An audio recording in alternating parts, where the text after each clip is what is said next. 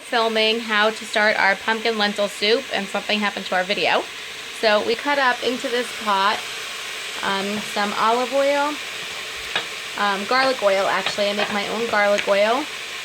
It looks like this. I just take a whole bunch of garlic, roast it in the oven with some basil or whatever herbs I'm in the mood for, and lots of olive oil and some salt. And then I use that to saute almost all my vegetables all week. So I just threw in some of that and some fresh ginger and onions, celery, and carrots and sweet potatoes. And I just threw them in on the saute feature. And they are cooking up, and it smells so amazing in here.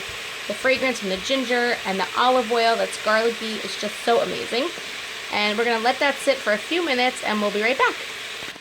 While that is cooking, I'm going to throw in some of our seasoning. So we're going to use cinnamon. About a half a teaspoon of cinnamon. Sorry, a quarter of a teaspoon of cinnamon.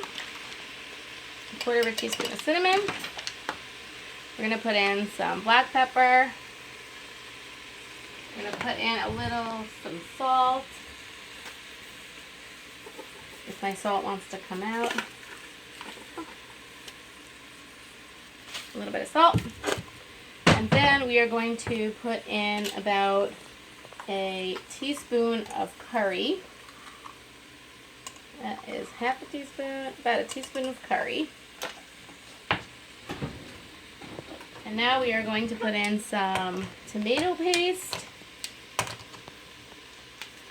We're going to put in about 2 tablespoons of tomato paste.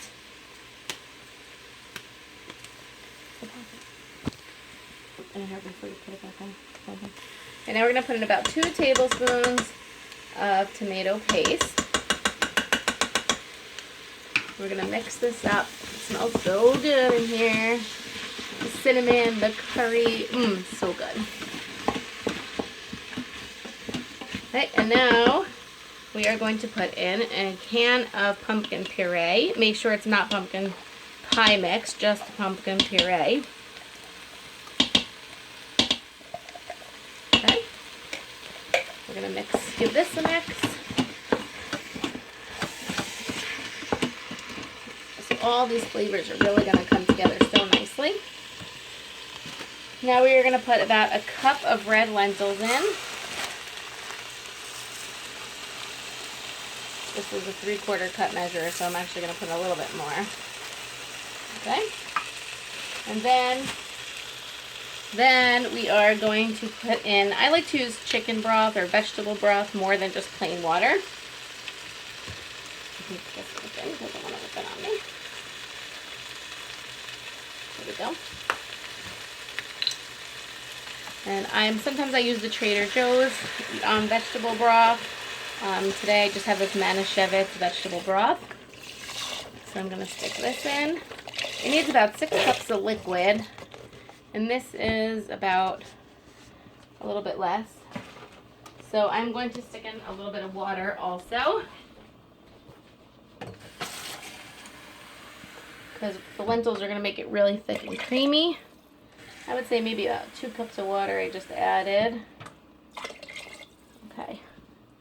Now, this is where the magic of the Instant Pot happens. So we are going to change it to soup. Well, we're going to have to hit off first from the saute. We are going to put our lid on.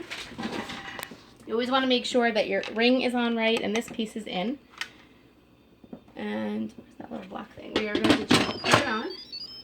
It's going to tell us it's on. And we are going to put this little black thing on to where it says sealing at the top. See where it says sealing. This would be venting. That would be sealing. And now we are going to put it on a high pressure. So we're going to do pressure.